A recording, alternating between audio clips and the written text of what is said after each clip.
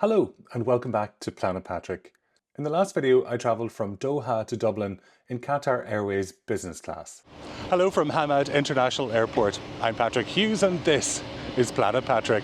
If you'd like to watch that video, there's a link to it in the video description below.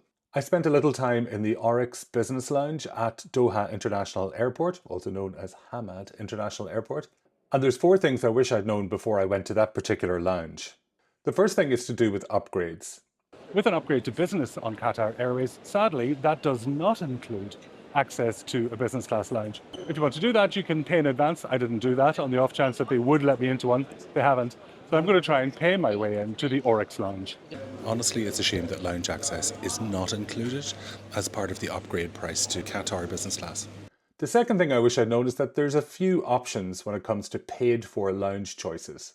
You have to pay extra, and it's 270 Qatari riyals, which I think is quite expensive for what it is. This is a relatively basic lounge. The alternative, Al Mahar Lounge, I think, I'll put up the proper name here, is less expensive, but apparently it gets really, really packed. And the good thing is that in this lounge, I've got a nice big table. I've got a few hours to kill in here because my flight's not until 1 a.m, so... If you've paid full price for a business or first class fare with Qatar Airways, you'll have access to one of their well-regarded lounges at Doha.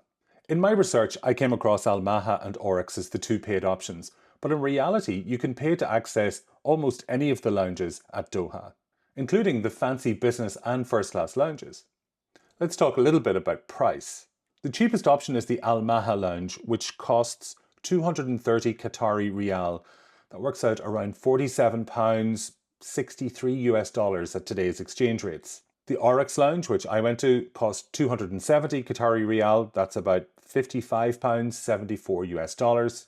But what I hadn't worked out in my research, and this is verified by going onto Qatar's own website, is that you can access the Al Murjan Business Class Lounge for 500 Qatari Riyal. That's about £102 sterling or 137 US dollars.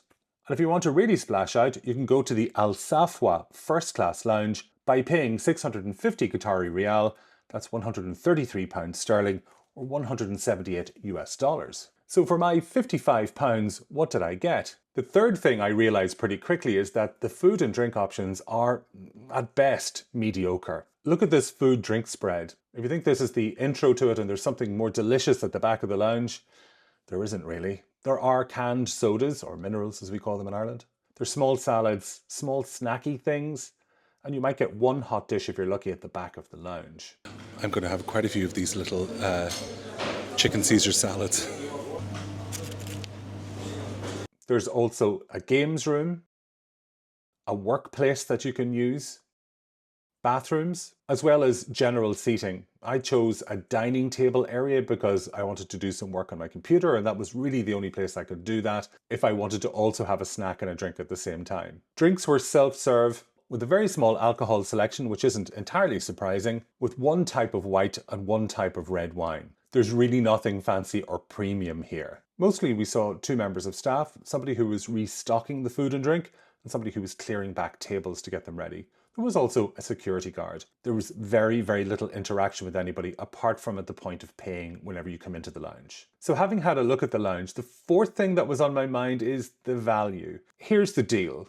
The Oryx Lounge is actually quite expensive for what you get. But Doha International Airport can be overpacked and really noisy. So if you need a quiet-ish space to decompress, this could be the thing for you. But set your expectations relatively low. Don't expect luxury food or sleep pods.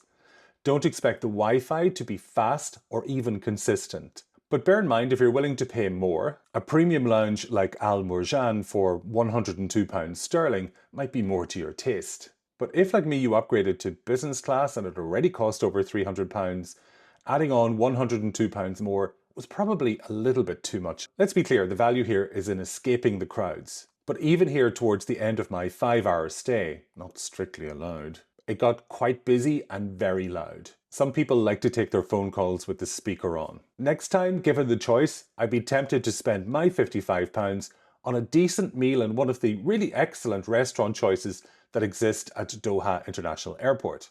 If you found this review useful, please like and subscribe, and check out my detailed written review on thisisplanepatrick.com alongside many other lounges, flights and holiday destinations. Until the next episode of Planet Patrick, take care. Bye bye.